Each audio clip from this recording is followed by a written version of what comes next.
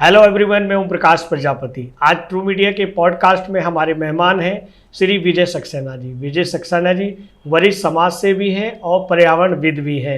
विजय सक्सेना जी, आपका true media के podcast में हार्दिक अभिनंदन है, स्वागत है। धन्यवाद जी। हम जैसा कि ट्रू मीडिया पॉडकास्ट की परंपरा है, हम प्रश्नों की ओर चलते हैं।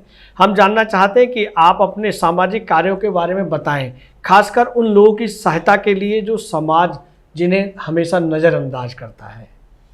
मेरा नाम विजय सक्सेना है जी। मैंने एक संगठन बनाया दशा परिवर्तन समाज सेवा संगठन 2014 में, और उस संगठन का मेन जो कार्य हमारा है वो असहाय परिवार के मृतक व्यक्ति का अंतिम संस्कार करना, और साल में एक बार जो विभिन्न शमशान घाट दिल्ली में है या एनसीआर में है, उन अस्थियों को लेकर हम जाते हैं बारपुर शमशान घाट से ब्रिज घाट के लिए, और उनका अस्थि विसर्जन हम करके आते हैं। जैसे हम अपने परिवार वालों के लिए करते हैं, सेम उसी तरह पूरे विधि विधान से बस द्वारा लेके जाते हैं। पूरी बस जाती है हमारी, उसमें 50-60 आदमी होते हैं, और ब्रिज घाट पे जाके हमारे हिंदू धर्म में एक परंपरा है, अगर अस्थियां जो रखी हुई हैं शमशान घाट में हो या कहीं किसी के यहाँ रखी हो, अगर जब तक गंगा जी में यमुना जी में प्रवाहित नहीं होती हैं तो उसके पहले उनको मुक्ति नहीं मिलती है। अपनी इस परंपरा को हम निभा रहे हैं, और हमें सहयोग अपने समाज का बहुत मिलता है, अपने संगठन के मेंबर जो हैं उनका बहुत सहयोग मिलता है। सक्सेना जी, हम ये जानना चाहेंगे, जैसा आपने बताया कि हिंदू धर्म और सनातन धर्म में ये परंपरा है कि जब तक किसी भी अंत्येष्टि को गंगा या यमुना में प्रभावित नहीं किया जाता, जब तक उनको पुनर्जन्म नहीं मिलता या उनको शांति नहीं मिलती। जिन अस्थियों को साल हो जाता है, 6 महीने हो जाते हैं या ज़्यादा भी हो जाता है, क्या उनको शांति मिल पाती है? नहीं मिल पाती तो कैसे उनकी शांति के लिए आप प्रयास करते हैं? अब मैं बताता हूँ एक आपको व्याख्या। पिछले साल 2023 के अंदर हम एक अस्थिया लेके गए थे जी। लोनी शमशान घाट है, तो वहाँ पे 30 साल पुरानी एक अस्थिया लेके हम आए थे, हमारे संगठन के मेंबर। ओहो। तो जब हम अस्थिया हमारे पास आई वो बारपुर शमशान घाट में, तो उसके अंदर चूरा बना हुआ था उन अस्थियों का जी। तो जब वो लेके जो आ रहे थे ना, जो हमारे मेंबर लेके आए थे, अस्थिया जब लेके आए थे, तो अस्थियां जब वो बाइक पे लेके आए थे, 2 जने गए थे, तो उनको ऐसा लग रहा था कोई हमें पीछे की तरफ खींच रहा है। यानी इतनी पावर थी उन अस्थियों के अंदर कि कोई पीछे की तरफ करे। जब हम लेके आए तो सबने देखा तो बड़ा अजीब लगा कि बताओ 30 साल से एक अस्थियां रखी हुई हैं, कोई लेके नहीं गया इस अस्थियों को लोनी शमशान घाट से। तो बड़ा अजीब है ये व्याख्या। और जो हमारे हिंदू धर्म के अंदर पुरानी परंपरा है कि सबको पता है, समाज सनातन धर्म के अंदर कहा जाता है कि मुक्ति जब भी मिलती है जब गंगा जी में प्रवाहित हो जाती है, यमुना जी में अस्थियां प्रवाहित हो जाती हैं। जैसे विदेशों में कोई गुजर जाता है तो उनकी अस्थियां भी इंडिया में आती हैं, गंगा जी यमुना जी के अंदर लेके आते हैं उन परिवार वाले भी। तो हम जैसे कोई बाहर का भी कोई अस्थियां होती है उनसे भी कॉन्टैक्ट में रहते हैं कि अगर हो तो हमें बताइए, हम लेके जाएंगे उन अस्थियों को। आप अपने आसपास के कितने शमशान घाटों से इन लावारिस अस्थियों को इकट्ठा करते हैं, और ये प्रेरणा आपको कैसे जगी? प्रेरणा तो मुझे जो भोले शंकर जी ने दी है और मेरे माँ बाप ने दी है। क्यों, मेरे पिताजी स्वर्गीय श्री जयनारायण सक्सेना जी ने 1980 में उस गवर्नमेंट जॉब पे थे, तो उन्होंने एक अपना कायस्थ हमारा समाज है उसकी स्थापना करी। उनकी देखने के बाद मैंने कहा भाई हमारे पिताश्री जब इतना कार्य अच्छा कर सकते हैं तो मैं भी क्यों ना किस तरह का कार्य करूं जो समाज एक अलग तरह से निगाहों से देखे हमें कि भाई अच्छा एकदम कार्य करा है। उसके बाद हमारे संगठन की एक अपनी पहचान भी है जी। हम बाहर से कोई फंडिंग नहीं लेते, गवर्नमेंट से कोई फंडिंग नहीं चाहिए हमें, अपने मेंबर तक ही हम सीमित हैं और अपने सेवा कार्य में लगे रहते हैं हम सब जने। ये प्रेरणा आपको आपके पिताश्री से मिली, मेरे लेकिन ये लावारिस अस्थियों की प्रेरणा कैसे मिली? लावारिस अस्थियों का ऐसा है जी, हम जैसे हम शमशान घाटों में जाते हैं जी अंतिम संस्कार करवाने, ऐसा है परिवार का कोई व्यक्ति गुजर जाता है, पैसे की व्यवस्था बहुत है आजकल के समय। अब किसी के घर के अंदर कोई बेचारा ड्यूटी पे गया है और अचानक कोई उसके घर के अंदर कोई दुर्घटना हो जाए और एकदम ही 8-10 हज़ार रुपये लगता है जी एक अंतिम संस्कार करवाने में जी। इंसान कहाँ से लेके आए? मैं आपको एक व्याख्या बताता हूँ जी। 2016 का है, 14 में हमारा संगठन बना था। एक 95 साल के बुजुर्ग थे जी, राजस्थान से बिलोंग करते थे, गोकलपुरी में रहते थे जी वो। अब वो फ्रेश होने के लिए गए टॉयलेट में, वो जाके गिर गए। उनका बेटा जो था ऑटो चलाता था। अब वो प्राण उनके वहीं निकल गए। बहू आई, बहू ने उन्हें देखा, अपने हस्बैंड को फ़ोन करा तो उनके हस्बैंड को पता लगा कि मेरे पिताजी गुजर गए, अब पैसे की व्यवस्था थी नहीं उनके पास जी। उन्होंने खुद बताया जी मुझे कि जी हम गए, जो समाज के अंदर बैठे हुए हैं ब्याजदार जो ब्याज पे पैसा देते हैं, उन्होंने बताया मेरे पिताजी गुजर गए, मेरी कुछ हेल्प कर दीजिए। उन्होंने कहा हाँ दे देंगे पैसे, इतने पैसे लगेंगे जी। उसने पैसे लिए 10,000 रुपये लेके आया था, बताया मुझे उसने। अब उनने मौजपुर शमशान घाट पर उन्हें आके बोर्ड देखा हमारे संगठन का, दशा परिवर्तन का, तो उसने हमें फ़ोन करा कि जी ऐसे ऐसे मेरे पिताजी गुजर गए, आप कुछ हेल्प कर दोगे। मैं ये संगठन इसलिए बनाया जी। हम वहाँ पे गए, उस परिवार से मिले, उस परिवार की हेल्प करी हमने। हेल्प तो प्रभु करता है, हम कौन है, कुछ भी नहीं, तो माध्यम बनाया हमें। तो वाह, हमने उनको उनकी हेल्प करके, तो उस व्यक्ति के हाथ जुड़ गए ऐसे जी कि आप भगवान का रूप है, भगवान नहीं है, भगवान ने हमें भेजा है। वाह वाह, सही है जी। तो मैंने कि जो आपने पैसे लिए ना, आप उसके पैसे वापसी कर दीजिए। और उसने अपना नंबर भी दिया मुझे, कभी भी सक्सेना जी आपको ज़रूरत हो, ऑटो चलाता था, मुझे आधी रात को भी आप याद कर सकते हो। वाह वाह, ये कहें कि आपने एक व्यक्ति को भी कमा लिया। लोग पैसे कमाते हैं लेकिन आपने एक व्यक्ति को भी कमा लिया। बस प्रभु ने एक सहयोग हमें करा रखा है कि हमें अच्छा मित्र दे रखे हैं। जी जी जी, संगठन के अच्छे मेंबर मिले हुए हैं हमें, बहुत अच्छी बात है। विजय सक्सेना जी, जो आपकी संस्था है दशा परिवर्तन, ये दशा और दिशा को परिवर्तित करती है, लेकिन जैसे अभी आपने बताया कि लौनी से भी आपके संगठन के लिए अस्थियाँ आई थी, ऐसे आसपास के किन किन क्षेत्रों से आप अस्थियों को एकत्रित करते हैं या मंगाते हैं, वो नाम हमें थोड़ा जिक्र करें। मैं बताता हूँ, मैन मौजपुर बारपुर शमशान घाट है एक, तो वहाँ से एक सीमापुरी शमशान ये घाट। मौजपुर जो शमशान घाट है, ये दिल्ली में होता है या दिल्ली कहाँ? में, सारे दिल्ली के बता रहा हूँ मैं आपको जी। दिल्ली के अंदर जो है मौजपुर शमशान घाट, सीमापुरी शमशान घाट, अशोकनगर में शमशान घाट है जी, शिव बिहार में शमशान घाट है, एक लोनी में शमशान घाट है, एक लाल बाग में शमशान घाट है, और गीता कॉलोनी के अंदर भी है शमशान घाट जी। तो इन शमशान कि दिल्ली के यमुना पार के क्षेत्र में जितने भी शमशान घाट है, जाते हैं हम सब शमशान घाटों में है जी, मगर जहाँ जहाँ हमें अस्थियाँ मिलती है वहाँ से हम अस्थियाँ लेके आते हैं जी, और उनको साल में एक बार बीच घाट लेके जाते हैं अस्थियाँ। वाह वाह वाह वाह। सक्सेना जी, हम आगे बढ़ते हैं। जैसा कि भूले बिसरे कहें या गुमनाम कहें या लावारिस अंत्येष्टियों को आप गंगा में विसर्जित करते हैं, ये अनुभव करते हैं, लेकिन ये अनुभव कैसा लगा और इनमें किन किन तरह की चुनौतियाँ आपके सामने आती हैं? चुनौतियाँ तो मुझे तो कुछ नहीं लगी जी, मगर ये अच्छा लगा कि हम अपने परिवार वालों के लिए तो करते हैं जी, मगर एक हटके जिनको हम जानते नहीं उनको लेके जाना एक अलग अनुभव है कि ऐसा लगता है जैसे हमारे साथ प्रभु की पूरी कृपा हो रखी है। और हमारे साथ 50-60 आदमी जब मेंबर जाते हैं हमारे, तो एक जब ब्रिज घाट पे जाते हैं एक अलग ही स्वरूप होता है। वहाँ पे हम हवन करते हैं, पूरा एक बना रखा होता है, हमने पंडित जी ने वहाँ पे मंच सा बना रखा होता है, यहाँ पे हम हवन कुंड बना रखा है, वहाँ पे हम हवन करते हैं और उन सब अस्थियों को गंगा जी में प्रवाहित करते हैं नाव के द्वारा, नाव में लेके जाते हैं और फिर उसके मध्य में ले जाके फिर विसर्जन करना। उसके बाद जब वो सब कार्य करने के बाद फिर हवन करते हैं जी, हवन के बाद फिर भोजन प्रसाद, अच्छा, भंडारे का, पंडित जी को दक्षिणाएं जो हम अपने परिवार के लिए करते हैं, ऐसे ही उन परिवारों को। वाह वाह वाह वाह वाह। ऐसा जैसा भी आपने बताया कि लौनी से एक 30 साल पुरानी गुमनाम अस्थियों को लेकर अस्थि को लेकर आ रहे थे, ऐसे आप अपने साथ में कभी 10, कभी 20, कभी 30, कभी 25 जब लेके जाते हैं ब्रज घाट के लिए, पहले आप मैंने देखा है, मैं साक्षी हूँ कि पहले आप अपने जहाँ मौजपुर है वहाँ उनका स्नान कराते हैं, वहाँ विधि विधान से पूजा करके फिर आप गढ़ गंगा के लिए निकलते हैं और वहाँ भी विधि विधान से पूजा अर्पण करके तब आप गंगा में उनको विसर्जित करते हैं। कभी आपको इन सब क्रिया के करते हुए भी कभी आपको भी लगा कि किसी की आत्मा आपको खींच रही है या आशीर्वाद दे रही है या आपका नुकसान कर रही है या आपको लाभ दे रही है? जितनी भी अस्थियाँ हम करते हैं, हमें तो ये लगता है उनका आशीर्वाद मुझे, मेरे परिवार को और मेरे संगठन को जी सबको मिलता है। वाह। कि वो भी चाहती हैं कि हमें कोई तो ऐसा व्यक्ति चला इस संसार के अंदर हमें लेके चला है जो हमें मुक्ति के द्वार तक छोड़ के आ रहा है। वाह वाह वाह। मतलब कभी कोई ऐसी घटना नहीं हुई जिसका नुकसान हुआ, हमेशा पॉजिटिविटी रही। पॉजिटिव। अब हमारे संगठन को 10 साल हो गया, अभी 23 अगस्त 2024 को हमारे संगठन ने महाशांति यज्ञ का आयोजन कराया था जी। उसमें जिन मृतकों की हमने परिवार वालों की सहायता करी है, उन परिवार वालों को बुलाया था उस हवन के लिए। वाह। उनको भी बुलाया, साधु संतों का आशीर्वाद मिला हमारे संगठन को और समाज के सामान्य व्यक्ति, समाज सेवक, उनका भी हमने सम्मान करा था जी। उनको भी बड़े खुश हुए कि इस तरह का संगठन भी एक दिल्ली के अंदर है। वाह वाह वाह, ये कहें कि ये आपके माता पिता के दादा दादी के संस्कार हैं जिनको आप रोपित कर रहे हैं, जिन्हें आगे बढ़ा रहे हैं। बहुत शुभकामनाएं आपको ट्रू मीडिया परिवार की ओर से। हम आगे बढ़ते हैं सक्सेना जी प्रश्न की ओर कि आपकी सामाजिक सेवा की कोई ऐसी विशेष घटना हो वो हमें बताएं जो आपको इस मार्ग पर चलने के लिए प्रेरित करती है। मार्ग पे ऐसा है जी, हमारे क्षेत्र में एक बार एक व्यक्ति गुजरा।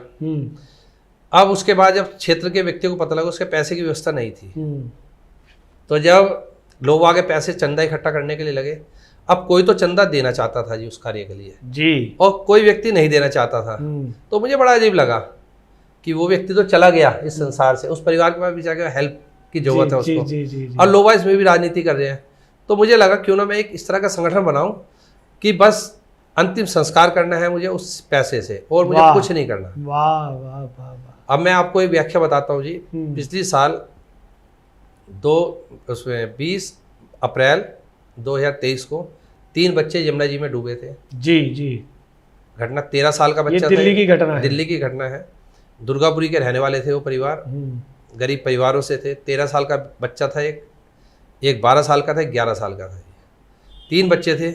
जब हमारे संगठन ने उनका अंतिम संस्कार करा, मेरी आंखों से आंसू आ गए जी कि जवान छोटे छोटे बच्चे कि माँ बाप बेचारे, एक की तो माँ भी नहीं थी बेचारे की बच्चे की, तो बड़ा रोना आया था उस टाइम कि देखो प्रभु ने कितना बड़ा दुख दिया है इन परिवारों को। एक और बताता हूँ मैं आपको, एक दिन पहले हम महिला के अंतिम संस्कार करवा के आए। उस दिन उसका हस्बैंड मिला हमें जी। अगले दिन उसका हस्बैंड गुजर गया। Oh my God. जिससे हम एक दिन पहले मिले हैं, अपनी मिसेज का वो अंतिम संस्कार करवा रहा है हमारे संगठन के द्वारा, अगले दिन वो व्यक्ति गुजर गया। तो बड़ा दुख होता है कभी कभी। तो कुछ परिस्थितियां जो आगे सामने आती है, जो प्रैक्टिकल आती है, तो उनको देखकर या उनको महसूस करके हमें बड़ा दुख होता है। वाकई वाकई। हम आगे बढ़ते हैं सक्सेना जी। जैसा कि आपके द्वारा जो ये कार्य किए जा रहे हैं, ये जो निःशुल्क कार्य किए जा रहे हैं, जो बिना स्वार्थ के कार्य किए जा रहे हैं, इस पर समाज पर क्या असर पड़ रहा है? समाज क्या इसे एक्सेप्ट कर रहा है, या इसमें भी आपको कुछ लोग ताने मारते हैं या कमियां गिनते हैं या कुछ और कहते हैं? नहीं, ताने तो समाज से मिलते हैं। जब कोई भी आप अच्छा कार्य करोगे जी, तो समाज एंटी जरूर चलेगा, ये आप मान के चलिए जी।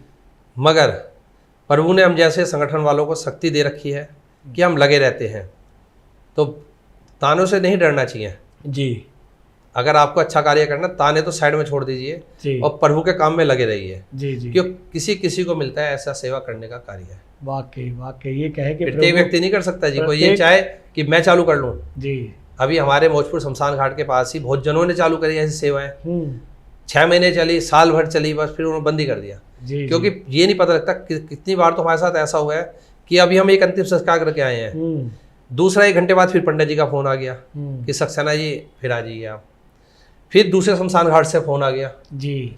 तो अपना एक असूल है, हम शमशान घाट में जरूर जाते हैं। मैं जाऊँ या हमारे संगठन कोई भी मेंबर जाए, तो लोग भाई सोचते हैं हम तो अपना रोजगार भी नहीं कर सकते, मगर हम उस कार्य को पहले करेंगे और सब कार्य बाद में करेंगे। सक्सेना जी, आप ये कहना चाह रहे हैं कि एक तो गुमनाम अस्थियां जो रखी रहती हैं उनको लेकर जाते हैं, एक जो असहाय गरीब लोग होते हैं जो अस्थियों का खर्चा नहीं उठा पाते, उनकी अस्थि, उनकी जो शरीर की जो क्रिया है करने के लिए भी आप आर्थिक सहयोग करते हैं, शारीरिक सहयोग करते हैं?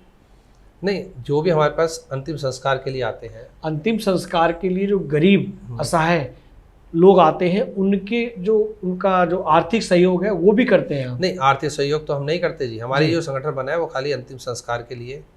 मेरा मतलब अंतिम संस्कार के लिए जो आर्थिक सहयोग, आर्थिक सहयोग हम पूरा देते हैं उनको। मैं यही, मेरा सवाल यही है, लकड़ी व्यक्तिगत के परिवार के लिए नहीं, परिवार के लिए, लेकिन उस अंत्येष्टि के लिए। अंत्येष्टि के लिए हमारे संगठन का एक अपना असूल है जी, वो तो हम देंगे। अगर किसी के पास कंधे देने वाले भी नहीं है तो हमारे संगठन के मेंबर कंधा देने के लिए भी जाते हैं। ये कहे कि असहाय गरीब परिवार की अंत्येष्टियों के लिए आप शारीरिक और मानसिक और आर्थिक सहयोग करते हैं। आर्थिक सहयोग। वाह वाह वाह, बहुत बहुत खूब, बहुत बधाइयाँ आपको और आपकी पूरी टीम को। हम आगे चलते हैं। जैसा कि अंत्येष्टि की परंपरा है, जैसा आपने बताया कि सनातन धर्म और हिंदू धर्म में है, तो अंत्येष्टि की परंपरा और गंगा में विसर्जन के पीछे सांस्कृतिक और आध्यात्मिक मान्यताओं के बारे में आप हमें बताएं कि ये चलन कैसे शुरू हुआ, और इसे कैसे विधि विधान से पूरा करना चाहिए, तभी उस अंत्येष्टि को पूरा उनको सुख मिलता है या उनको मोक्ष प्राप्त होता है। सुख देने वाला और दुख देने वाला प्रभु है जी, बोले शंकर जी हैं। जी जी जी हमारा सेवा कार्य है, अपने कार्य में लगे रहिए। जी, हमारी पुरानी हिंदू धर्म की परंपरा है, अपने सनातन धर्म है जी कि उसके अंदर आप लगे रहिए, आप फल की तरफ मत देखिए। जी, तो वो हमने अपना निर्णय ले रखा है, उसमें हम लगे रहते हैं। जो हमारे बुजुर्गों ने हमें सभ्यता दी है जी, उस पे हम चल रहे हैं। हम ये भी जानना चाहेंगे कि जैसे आप अंत्येष्टि को गढ़गंगा ले जाते हैं, तो शुरू से किस तरह से पूजा विधि विधान करते हैं? अपने मौजपुर जो आपका वो है शमशान घाट, जो आपका मौजपुर शमशान घाट से लेकर और ब्रज घाट के अंतिम समय तक, भंडारे तक, भोज प्रसाद तक के लिए कैसे कैसे क्रिया करते हैं? सबसे पहले तो जितने भी शमशान घाटों से हम अस्थियाँ लेके आते हैं, बारपुर शमशान घाट के अंदर रखते हैं लाके एक दिन पहले। जी, और सुबह 9 बजे जी, बारपुर शमशान घाट में यहाँ पे हम अस्थियों को सबको गंगा जल से, दूध से उनका शुद्धिकरण करते हैं। वाह। उसके बाद यहाँ से एक तरह से संतों का हमें आशीर्वाद मिलता है, संत बुलाते हैं, उनसे प्रवचन आते हैं, देते हैं संत हमें, और समाज के व्यक्ति हमारे साथ खड़े होते हैं। उसका यहाँ से हम लेके चलते हैं बस द्वारा ब्रिज घाट लेके जाते हैं। फिर उस जगह जाके वहाँ पे जो पंडित जी होते हैं, 10-11 पंडित जी होते हैं वहाँ पे, तो वो उन अस्थियों को शुद्धिकरण करते हैं वहाँ पे मंत्रों के द्वारा जी, गंगा जी के जल लेके। उसके बाद फिर हम लेके जाते हैं नाव में, अपने संगठन के मेंबरों के द्वारा 3-4 नाव में, फिर उनको गंगा जी में प्रवाहित करते हैं। उसके बाद फिर सब नहाना धोना करने के बाद जी फिर हम हवन पे बैठते हैं। हवन होता है वहाँ पे। हवन के बाद फिर प्रसाद, 11 पंडित जियों को प्रसाद खिलाना, 13वीं के जैसे हम करते हैं अपने परिवार के लिए। और उसके बाद फिर वहाँ पे भंडारे का आयोजन कराया जाता है। उन ब्राह्मणों को भी आप दान दक्षिणा क्या देते हैं? जैसे दक्षिणा, जैसे वस्त्र हो गए, नगद हो गए पैसे अपने, और जो सामान जैसे यहाँ पे हम देते हैं, रीति रिवाज है, कपड़े हो गए, और जो सामान होता है जी, खाट हो गई, और जो भी आइटम है वो दिए जाते हैं। अच्छा, क्या बात है। उसके बाद भंडारा करते हैं। भंडारा, उसके बाद अपने दिल्ली वापसी। वाह वाह वाह वाह, क्योंकि 10 बजे निकल के फिर हम शाम को ही आते हैं, रात के समय दिल्ली के अंदर। पूरा वही सिस्टम। ये इस तरह के कार्य करते करते आपको बड़ा आनंद महसूस होता है। हम ये भी जानना चाहेंगे कि आप भविष्य में इस क्षेत्र में किस प्रकार से और सुधार चाहते हैं, कि भी अगर इसमें सुधार हो तो और अच्छा ऐसा किया जा सकता है? मेरा मानना तो ये है जी, जैसे हम अंतिम संस्कार करवाते हैं, मैं ये चाहता हूँ कि हमारे यहाँ संगठन से परिवार वाले पैसा ना लें, उनके रिश्तेदार उस सेवा कार्य को करें तो बहुत अच्छा लगेगा मुझे तो। कि ये सोचने का विषय है हिंदू धर्म के अंदर हमारे, कि भाई संगठन पैसा लगा रहा है अंतिम संस्कार में। जब इंसान हमारे संसार से विदा होता है, वो आखिरी टाइम होता है उसका। बिल्कुल बिल्कुल। उसके बाद आप उसके लिए भंडारे करो, कुछ करो, कोई फायदा नहीं। अंतिम संस्कार तो अपने पैसे से कीजिए। वाकई। मगर परेशानी वो है कि महंगाई बहुत ज़्यादा है। एक अंतिम संस्कार 10,000 के लगभग खर्चा आ ही जाता है जी। तो लोग उस महंगाई के चक्कर में हम जैसे संगठन वालों को याद करते हैं। वाह वाह वाह वाह वाह, अच्छा आपने ये सुझाव दिया है कि जो व्यक्ति मृत व्यक्ति है, असहाय व्यक्ति है, तो उसके रिश्तेदार ही उस क्रिया को पूर्ण करें तो उनको उसका लाभ मिलेगा, ताप मिलेगा, प्रभु से उनको शुद्धिकरण या जो भी प्राप्त होते हैं वो मिलेंगे। अगर ये परंपरा वो अपने ही करते हैं तो ऐसी संस्थाएं दशा परिवर्तन ही एक रहे, ज़्यादा ना बने मेरा तो ये, ताकि ये भी एक असामाजिक समाज की एक क्रिया ठीक नहीं है। जैसे कि लोग अपने माता पिता को जो है वृद्ध आश्रम में छोड़ आते हैं और वहाँ रख देते हैं, क्योंकि वृद्ध आश्रम की संख्या दिन प्रतिदिन बढ़ती जा रही है। आप भी चाहते हैं कि जैसे वृद्ध आश्रम की संस्थाएं बढ़ती जा रही हैं, ऐसे दशा परिवर्तन जैसी संस्थाएं ना बढ़ें। ये बड़े दुखद की बात होगी। चलिए हम यहाँ भी आपसे एक प्रश्न करते हैं कि ये जो हमारे वृद्ध आश्रम की संख्या बढ़ती जा रही है, इस पर क्या कहना चाहेंगे समाज के लिए? ये क्यों बढ़ रहे हैं, इन्हें कैसे रोका जाए? इसके लिए ऐसा है जी, हम सब जने पैसे की तरफ भाग रहे हैं जी। अपने बच्चों को हम अच्छी सभ्यता नहीं देते। अगर हम उन बच्चों को बिठा के अपने धर्म के बारे में बताएं तो ये नौबत नहीं आएगी। और किसी में देखिए आप, भाई हिंदू धर्म में ही ज़्यादातर सबसे ज़्यादा आश्रम खुल रहे हैं जी। तो बहुत सोचने का विषय है इसकी तरफ कि मतलब भाई आप ये मानते हैं कि जो हम बच्चों को संस्कार दे रहे हैं उनमें कमी है? उनमें कमी है, उनमें कमी है, क्योंकि बच्चों को क्योंकि हम अपने ग्रंथ नहीं बताते उनको कि हमारे ग्रंथों में क्या लिखा हुआ है। जी जी हम स्टार्टिंग से ही उनको मोबाइल दे देते हैं हाथ में, जी मोबाइल के अंदर ही बच्चे लगे रहते हैं, या स्कूल की तरफ जाते हैं, स्कूल में वो सभ्यता है नहीं जी जी जी कि हमारे हिंदू धर्म के बारे में बताया जाए। या कॉलेजों में जाते हैं तो वो अंग्रेजी में चले जाते हैं, उन्हें हिंदू धर्म या सनातन धर्म की कोई ज्ञान नहीं होता। वो फिर अपने एकलपन में और परिवार को छोड़ते हुए, रिश्तेदारों को छोड़ते हुए, माता पिता को छोड़ते हुए फिर वो आगे बढ़ जाते हैं। लेकिन उन्हें ये भी तो समझाना चाहिए कि बच्चों आप भी तो माता पिता बनेंगे। अब मैं आपको कौन समझाए? अब मैं एक व्याख्या बताता हूँ जी आपको। जी। एक माता जी गुजरी जी 90 साल की जी, उसके 9 बच्चे थे जी, 5 बेटे 4 बेटियां। ऐसे परिवार को कहा जाएगा संपन्न परिवार। बिल्कुल। माता जी के प्राण निकले जी अपनी बेटी के यहाँ। 5 बेटों में कोई बेटा नहीं आया जी, मतलब अंतिम संस्कार में शामिल नहीं हुए, कोई भी नहीं आया जी। ओहो। उनकी माता जी की जो नाती था, बेटी का बेटा, उसने अग्नि दी और हमारे संगठन ने अंतिम संस्कार करा। अब बताइए हमारा संगठन, हमारा समाज कहाँ जा रहा है, किस दिशा में जा रहा है? ये सोचने का विषय बहुत। इस विषय में आप क्या कहना चाहेंगे हमारे दर्शकों को कि उनके साथ भी ऐसा ना हो, ऐसे क्या काम करें क्या ना करें? मैं तो ये कहता हूँ जी कि हम अपने बच्चों को समझाएं कि बच्चों पहले परिवार है, परिवार की तरफ देखिए आप। परिवार के अलग बाहर भागोगे तो परेशान रहोगे। परिवार की सभ्यता लीजिए आप।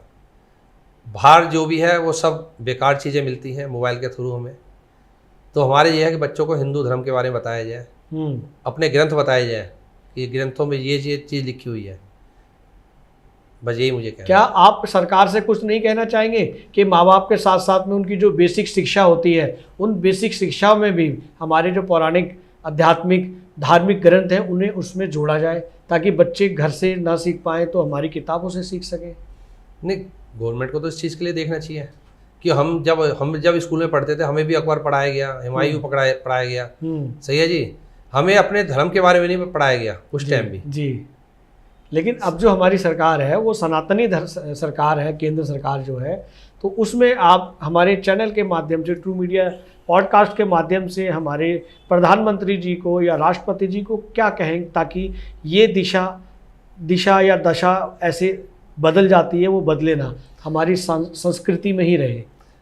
मैं तो इंडिया गवर्नमेंट से ये कहना चाहता हूँ कि जो हमारे किताबें हैं, कोर्स है हमारे बच्चों का, उसमें हिंदू सभ्यता के बारे में बताया जाए जी। जो मुगलों का लिखा हुआ है उसको हटाया जाए।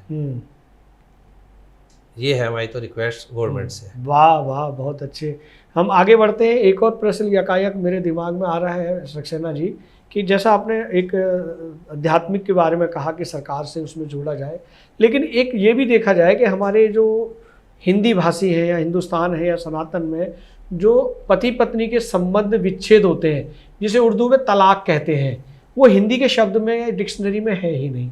उसके बावजूद भी वर्तमान में तलाक होने की जो घटनाएं दिन प्रतिदिन बढ़ती जा रही हैं, इस विषय में क्या कहेंगे?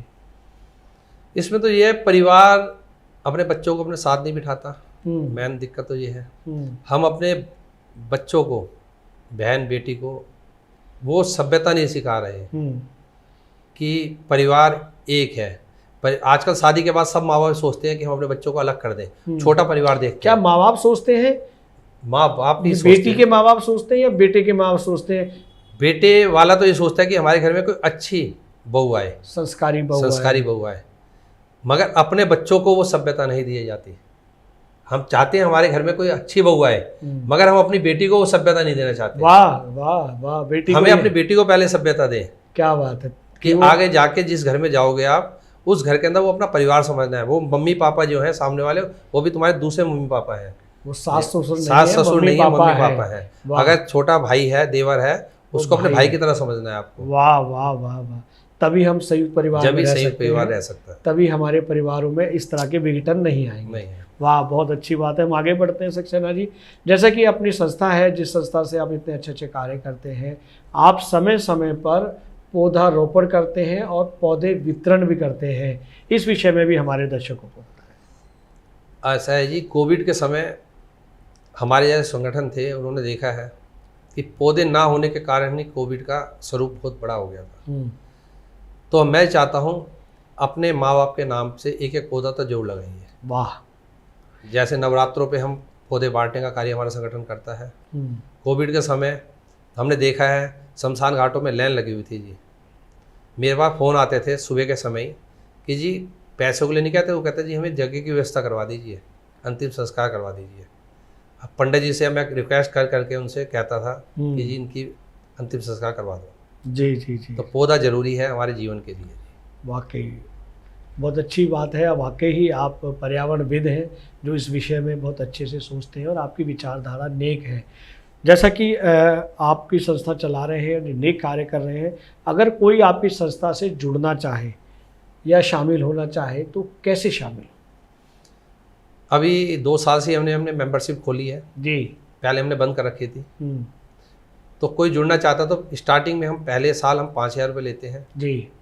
उसके हर साल 1,000 रुपये सालाना लिया जाता है जी। और उस पैसे को खाली हम 2 जगह ही लगाते हैं, एक अंतिम संस्कार में जी और एक अस्थि विसर्जन में, और हम किसी कार्य में उस पैसे को नहीं लगाते हैं।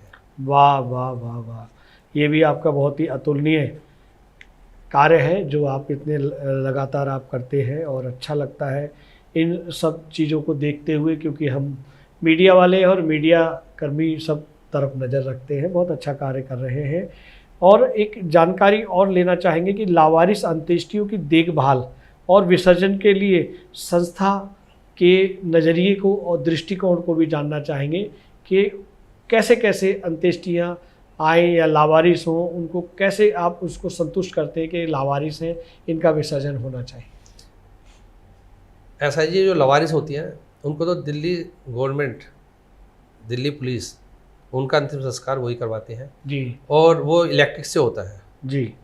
इलेक्ट्रिक के अंदर थोड़ी सी जगह के अंदर ही राख बनती है, उसको गवर्नमेंट ही अपने आप करवाती है जी। हम तो जो ऐसा परिवार हैं जो अपने माता पिता या अपने माता पिता की अंतिम संस्कार को तो करवाते हैं, मगर अस्थियाँ लेके नहीं जाते हैं ब्रिज घाट। जी जी। तो हम उन अस्थियों को लेके जाते हैं।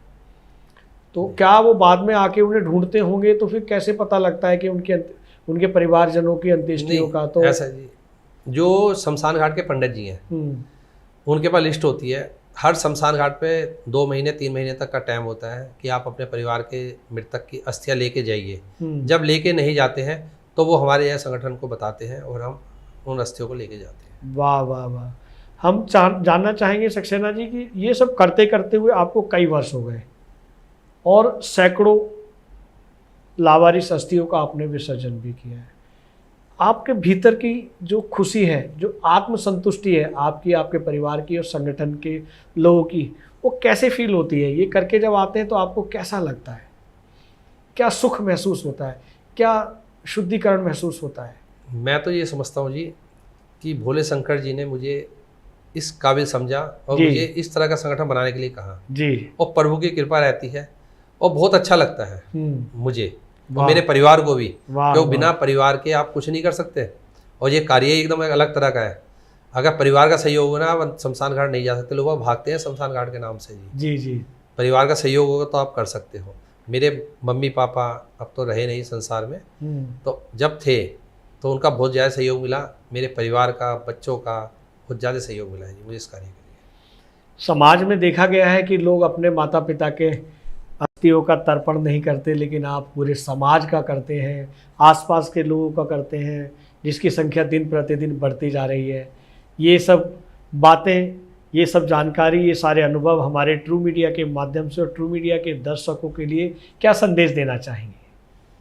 संदेश तो यही है जी मेरा, मैंने आपको पहले भी कहा है जी कि बड़ी मुश्किल से इंसान का जन्म मिलता है जी। वाह। और समय निकाल के समाज के लिए समय दीजिए और किसी ना किसी कार्य में लगे रहिए। पैसा जरूरी नहीं है, मगर समाज में समय देना और अच्छे कार्य में लगना बहुत ज़रूरी है। और सबसे ज़्यादा टू मीडिया का मैं आभारी हूँ कि उन्होंने मुझे यहाँ पे बुलाया। और हमारे संगठन को सबसे ज़्यादा सहयोग जो मिला मीडिया का ही मिला है, क्योंकि गवर्नमेंट से भी चाहिए कुछ, समाज से भी हम पैसा नहीं लेते, अपने मेंबरों से ही लगे रहते हैं, मीडिया के थ्रू ही हम लगे रहते हैं हमेशा। बहुत अच्छा लगा विजय सक्सेना जी, आपने अपना बेशकीमती समय हमें ट्रू मीडिया के पॉडकास्ट के लिया। बहुत धन्यवाद, बहुत शुक्रिया, सब मित्रों का शुक्रिया। ये वीडियो YouTube पर देख रहे हैं तो हमारे चैनल को सब्सक्राइब करें और बेल आइकन को दबाना ना भूलें। अगर आप Facebook पर ये वीडियो देख रहे हैं तो हमारे पेज को लाइक करें।